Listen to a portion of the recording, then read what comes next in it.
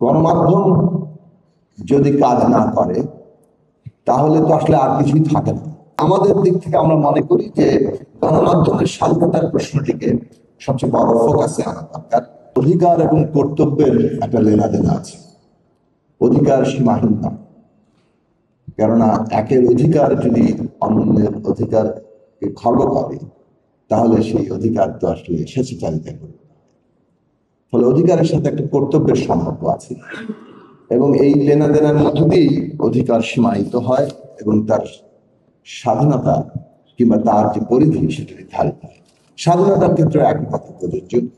স্বাধীনতাও সীমাহীন নয়, স্বাধীনতারও সীমা থাকে, কেননা একজনের স্বাধীনতা যাতে অন্যের স্বাধীনতাকে খর্ব না করে, সেটাই তার সীমার জায়গা।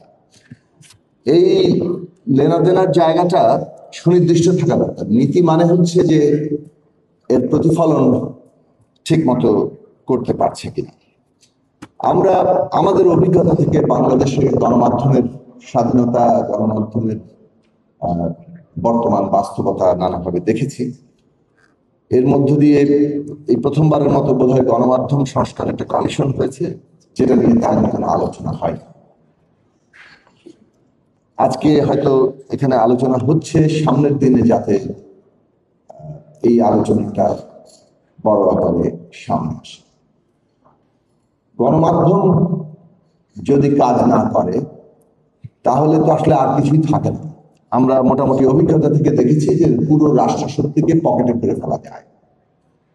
কি সংসদ, কি নির্বাহী বিভাগ তো আছেই, এমনকি বিচার বিভাগও তাদের কর্তৃত্বে নিয়ে আসা যায়। গণমাধ্যমেরই কিছুটা জায়গা ছিল যার মধ্য দিয়ে এই ফ্যাসিবাদ আসলে একভাবে তার নানা প্রশ্নের মুখে পড়েছে এবং জনগণের মধ্যে একটা ঐক্য তৈরির ক্ষেত্রে, সচেতনতা তৈরির ক্ষেত্রে সহায়তা করেছে।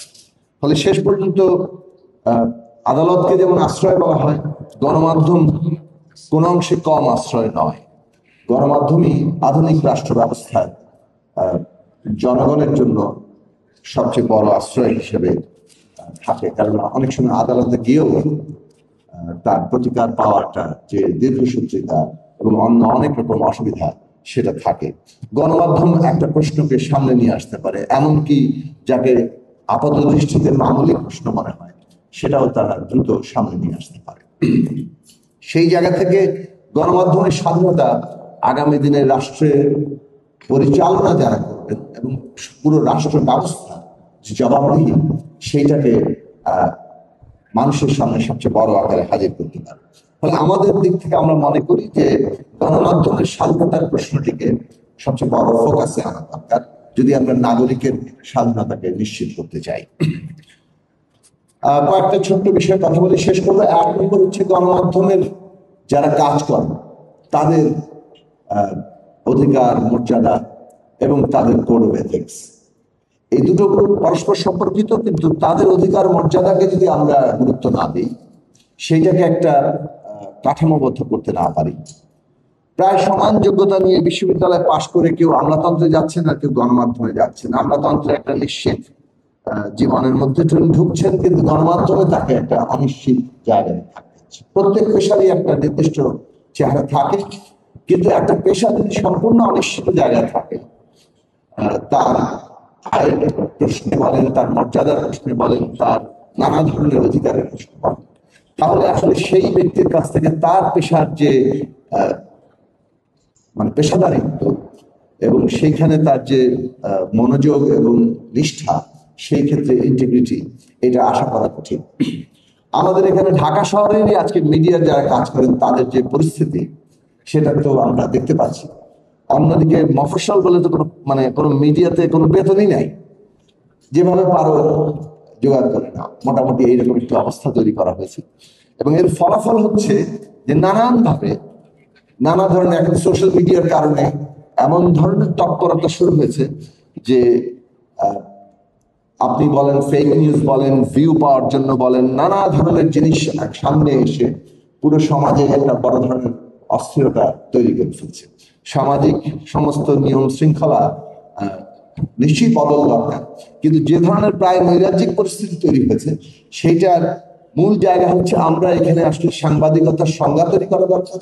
সাংবাদিকতা কারা আসলে যুক্ত হচ্ছেন সেটা এনলিস্টমেন্ট দরকার, রেজিস্ট্রেশন দরকার, এবং তাদের যেমন নিজেদের আর্থিক নিশ্চয়তা দরকার মর্যাদাপূর্ণ জীবনের, তেমনি আবার তাদের কোড অফ এথিক্স থাকা দরকার। এটা খুব জরুরি জায়গা। এটা নিশ্চিত না করে আসলে পুরো এই সাংবাদিকতাটাকে যেখানে আমরা নিতে চাচ্ছি, কারণ প্রথমত সাংবাদিক যদি মেরুদণ্ড সোজা করে মর্যাদাপূর্ণ জায়গায় দাঁড়াতে না পারেন, আমরা যত বাকি আইন করি আসলে সেই জায়গাটা খুব বেশি কাজ করবে না। দ্বিতীয় বিষয় হচ্ছে মিডিয়ার মালিক কারা হবে। একক মালিকানায় অনেকগুলো মিডিয়া আছে, এটা তো আছেই, কিন্তু একক মালিকানায় কি কোনো মিডিয়ার থাকা উচিত কিনা এই প্রশ্নটা তোলা। মিডিয়া একটা সামাজিক দায়বদ্ধ প্রতিষ্ঠান, এবং এই প্রতিষ্ঠান কেবল ব্যবসার জায়গা থাকলে, মালিকদের কর্তৃত্বে থাকলে, পুঁজির কর্তৃত্বে থাকবে, কেননা পুঁজি চালাচ্ছে, কিন্তু সেটার মধ্যে কতটা জবাবদিহির জায়গা আনা যায়।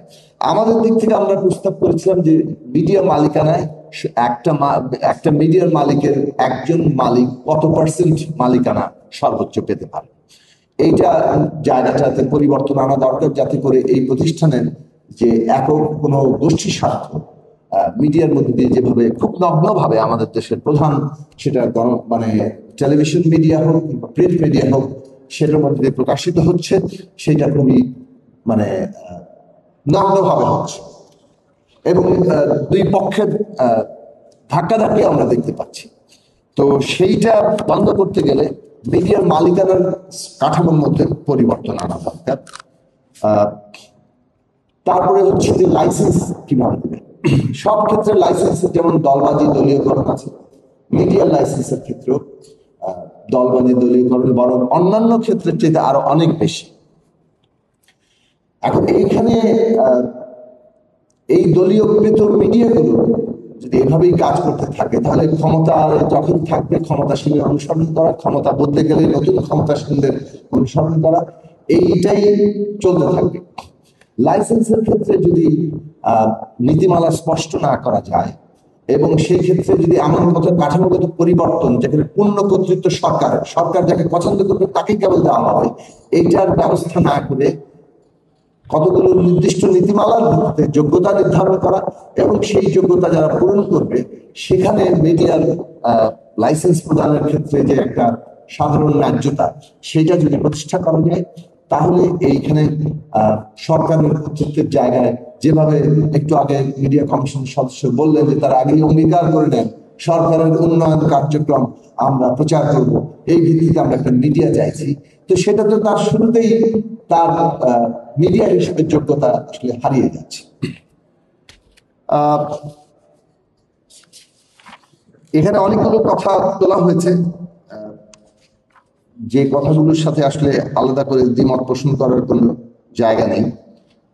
আমরা মোটামুটি মনে করি যে এই তিনটা বিষয় যদি একটা কাঠামোতে আনা যায়, তাহলে মিডিয়ার ক্ষেত্রে গুণগত পরিবর্তন হয়তো বা আসবে।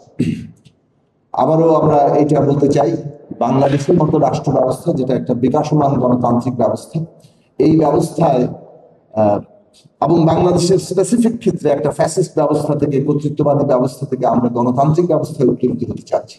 সেইখানে মিডিয়া কে একটা স্বাধীনভাবে ভূমিকা পালন করতে হবে। অবশ্যই তাদের নিজেদের কোড অফ এথিক্স থাকতে হবে, যে কোড অফ এথিক্স এর মধ্যে দিয়ে মিডিয়া চলবে, সেই জায়গা নিশ্চিত করা দরকার। কেননা ওইটা আসলে আমাদের এই